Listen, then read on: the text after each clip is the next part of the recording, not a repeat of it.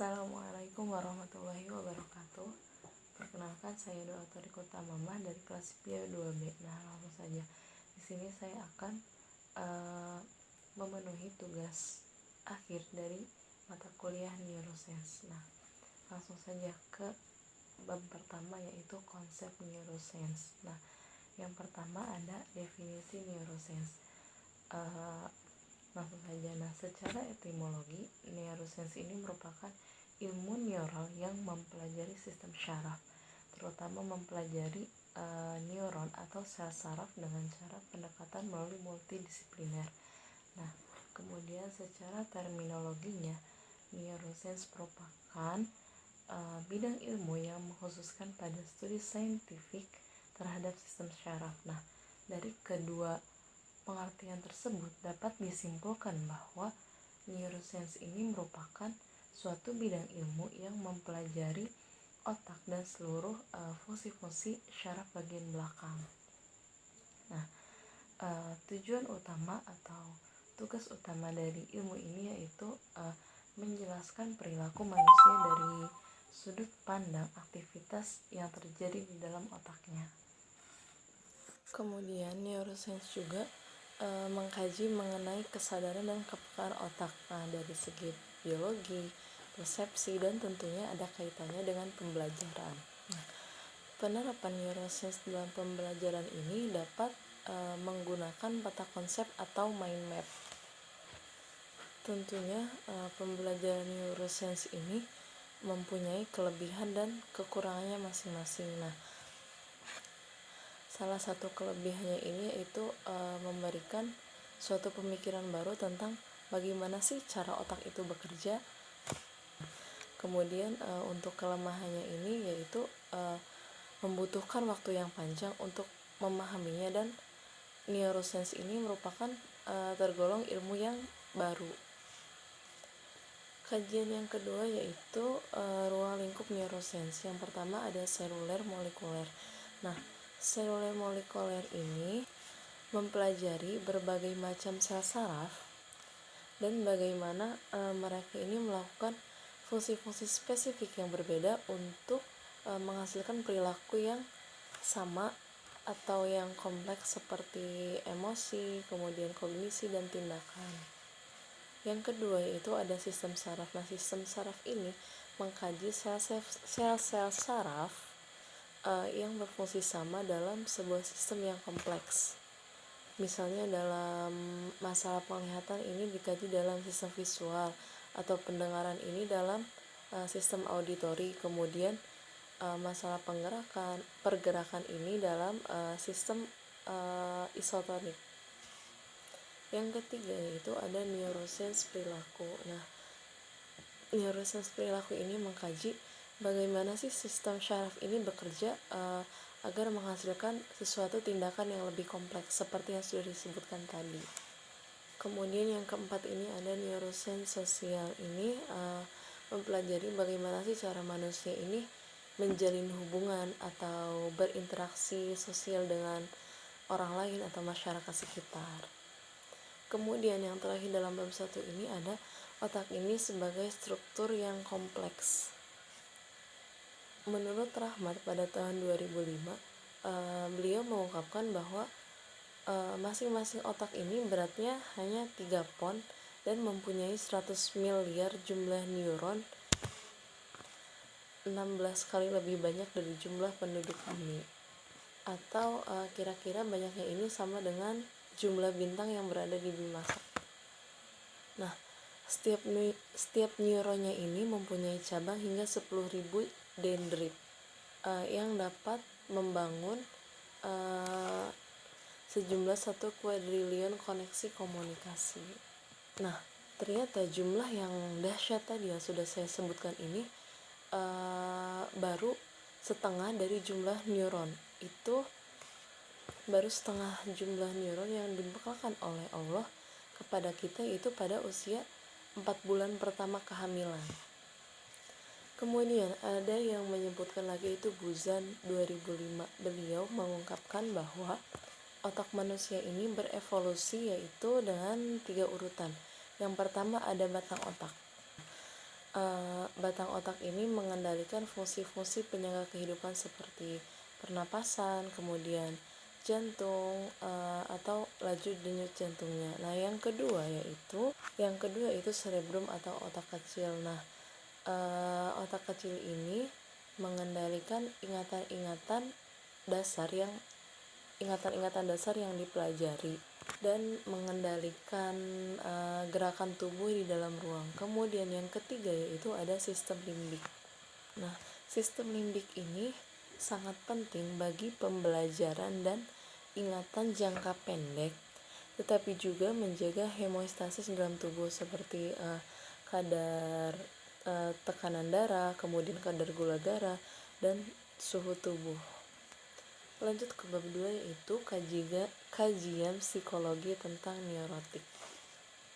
Yang pertama ada konsep neurotik. Nah, neurotik ini merupakan gangguan mental yang paling ringan. Jadi maksudnya ini seseorang ini sadar tetapi beliau ini tidak tahu cara untuk mengatasi gangguan tersebut.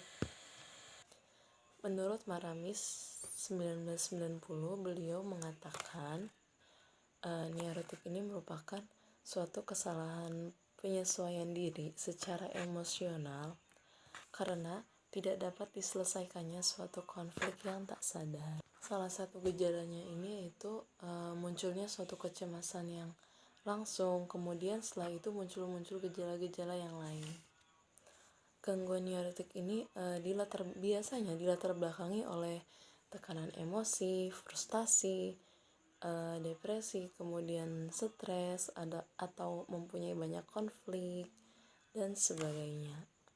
Yang kedua yaitu ada faktor-faktor penyebab neurotik.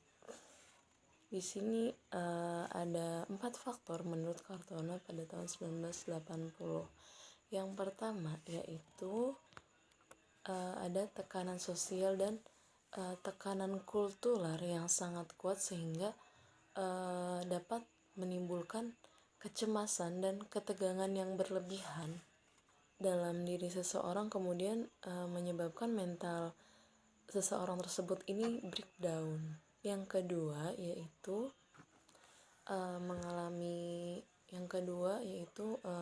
mengalami banyak konflik, kemudian frustasi, dan kejadian tersebut ini sudah dimulai sejak kecil, jadi sampai besar ini memiliki kecemasan yang berlebihan, kemudian ketakutan.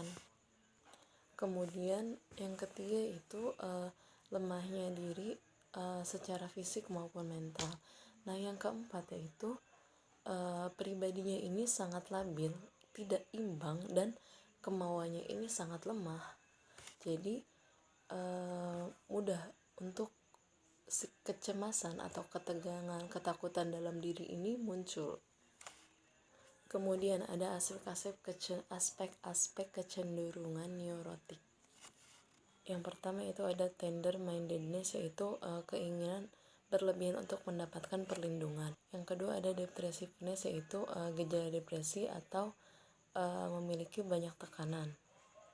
Yang ketiga itu submissiveness, yaitu mudah bergantung dengan seseorang, terus mudah patuh. Yang terakhir itu ada anxiety, yaitu mudah tegang, takut, dan seseorang ini mudah merasa bersalah atas dirinya.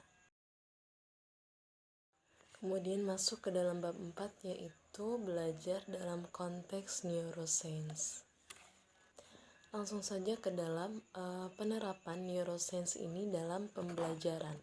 Seperti yang sudah saya sebutkan pada bab awal tadi, penerapan neuroscience dalam pembelajaran ini dapat menggunakan atau dapat dilakukan dengan peta konsep atau mind map.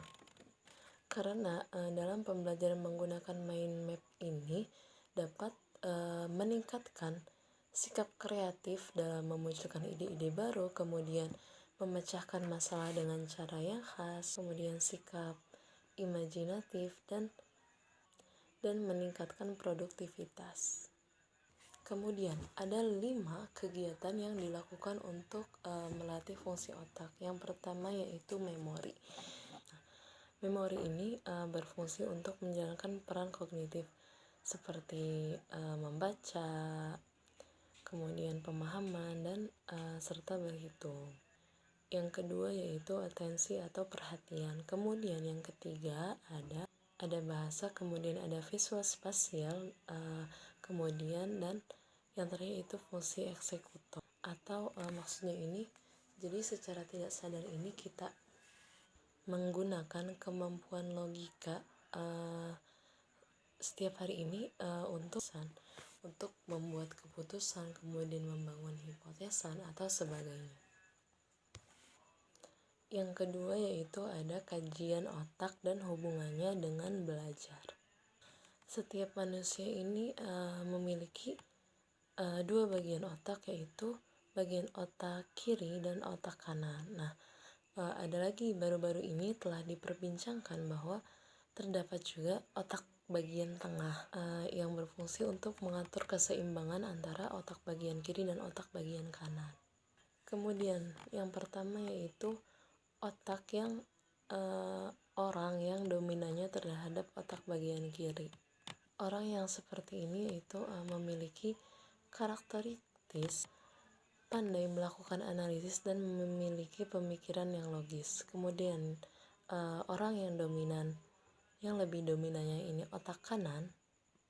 Orang yang seperti ini itu orang yang cenderung ini memiliki kepribadian orang yang mudah bergaul tetapi sulit dalam belajar hal-hal yang teknis. Kemudian yang terakhir dalam bab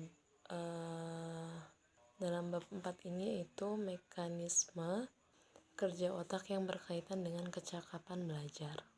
Langsung saja yaitu yang pertama cerebellum. Nah, cerebellum ini bertanggung jawab dalam proses keseimbangan serta kemampuan dalam proses belajar dan berbicara. Kemudian bagian otak yang memegang peranan lainnya yaitu ada area pengendali ucapan, kemudian korteks visual, area yang menggerakkan lengan, tungkai, jari-jari. Kemudian ada bagian yang mengendalikan perasaan. Kemudian lanjut ke bab 5 yaitu aplikasi neuroscience dalam pembelajaran. Seperti yang sudah saya sebutkan dalam bab awal, neuroscience ini merupakan ilmu yang mempelajari mengenai sel saraf. Nah, langsung saja. Sedangkan neuroscience, pembelajaran ini merupakan ilmu pengetahuan tentang yang mempelajari tentang sistem syaraf dan pembelajaran dan perilaku. Intinya mempelajari tentang hubungan kedua tersebut. Langsung saja yang pertama yaitu ada neuron dan sistem syaraf. Sel ini merupakan bagian terkecil dari suatu organisme. Nah, susunan syaraf ini disusun oleh sel-sel syaraf. Kemudian ada struktur otak. Yang pertama yaitu ada cerebrum atau otak besar. Cerebrum ini merupakan bagian otak terbesar yang dimiliki oleh manusia. Nah, bagian otak ini yaitu bagian otak yang membedakan antara manusia dengan binatang. Nah, cerebrum ini membuat manusia ini mempunyai kemampuan berpikir, analisis logika, bahasa, kesadaran, pencernaan, dan kemampuan visual. Yang kedua yaitu ada cerebellum atau otak kecil. Nah, otak kecil ini berfungsi untuk mengatur sikap atau posisi tubuh, mengontrol keseimbangan dan gerakan tubuh. Kemudian ada brainstem atau batang otak. Batang otak ini berfungsi untuk mengatur fungsi dasar manusia termasuk pernafasan, denyut jantung, kemudian suhu tubuh manusia. Yang terakhir yaitu ada sistem limbik. Nah, sistem limbik ini berhasil menghasilkan perasaan, kemudian mengatur produksi hormon, memunculkan rasa haus, rasa lapar, dan sebagainya. Kemudian yang terakhir dalam bab 5 ini yaitu keterkaitan emosi dengan otak. Yang pertama ada teori emosi. Kemudian ada amigdala. Nah, amigdala ini struktur dalam sistem syaraf yang berbentuk seperti almond yang terletak di dasar lobus temporalis. Kemudian yang ketiga ada belahan otak kanan dan otak kiri yang sudah disebutkan saya tadi. Nah, langsung masuk ke bab yang terakhir, yaitu bab 10, yaitu pembelajaran PAUD yang berbasis perkembangan otak. Langsung saja ke pengertian PAUD. Nah, PAUD itu apa sih? Mungkin sekarang emang sudah familiar dengan istilah PAUD. Nah, PAUD ini merupakan lembaga pendidikan yang dapat memfasilitasi anak ini dalam mengoptimalkan segala potensi perkembangannya.